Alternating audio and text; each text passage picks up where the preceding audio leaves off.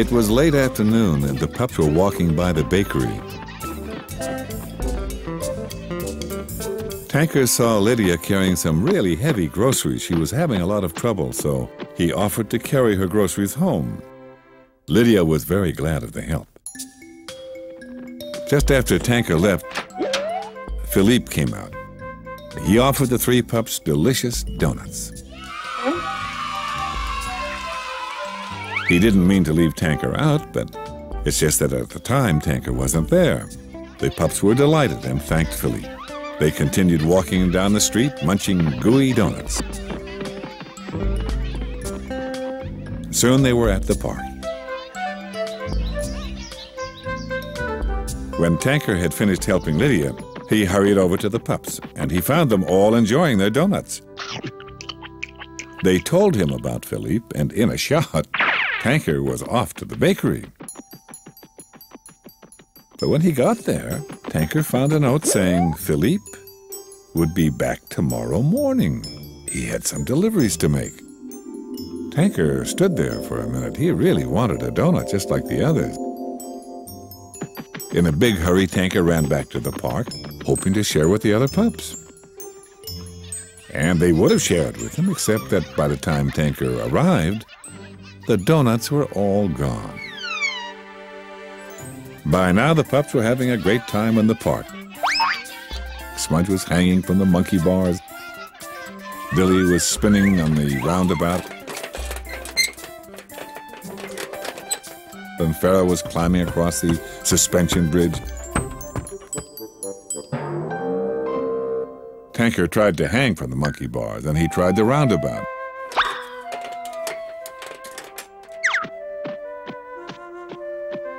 He even went on the bridge, but the whole time he kept thinking about the donut. Tanker watched his friends playing. He felt they were having a lot of fun because they had just eaten squishy, gooey donuts. He decided that it wasn't fair. He was on his way home to tell me when I met him at the edge of the park. My light was flashing, and the other pups ran over. We had an emergency, and in seconds we were off. The emergency was at Morgenstein the mole's house. He'd won a huge bag of marbles at the summer fair. The bag was so big, Bilko had to help carry it home. There were way too many marbles in the bag for one tiny mole to ever use, but when Morgenstein's mom asked for a few to decorate her flower pots, he said no. And when his father thought a few of them would make a wonderful rhythm instrument, Morgenstein said no again. When his little brother Morton wanted to roll just one on the floor, he told him he was too young. Morgenstein kept them all to himself. That was when a surprising thing happened. When Morgenstein reached into the bag to take a few out, the bag tipped over. And I know you're not going to believe this, but all the marbles fell out. They spilled all over the floor and down the stairs and along the hall, and, well, they went everywhere. Nobody could walk or turn or move at all without slipping on the marbles. Morgenstein was very upset that he had caused so much trouble. When we arrived, the pups told him it was no problem at all. First, they helped the family out of the house by sliding a tiny ladder into each room. Morgenstein's mother and father climbed onto the ladder from the kitchen. Morgenstein's little brother climbed onto the ladder from his bedroom. Morgenstein, feeling a little bad, climbed onto the ladder from inside the front door. When everybody was safe, Morgenstein and his family thanked the pups. He didn't know how they were going to live in the house with so many marbles. Luckily, Farrah had a good idea.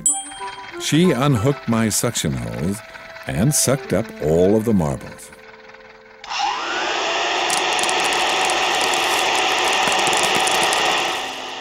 Morgenstein was afraid they were gone forever. But then Farah came back with all the marbles and a couple of pairs of socks that had been sucked up. Before Morgenstein took back the marbles, he gave one to his brother and some to his mother and father. Then he gave some to me and each one of the pups. Soon the bag was closer to mole size and easier for Morgenstein to handle.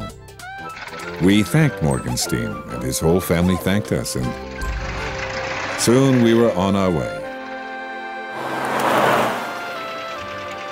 On the way home, Tanker told me about the donut.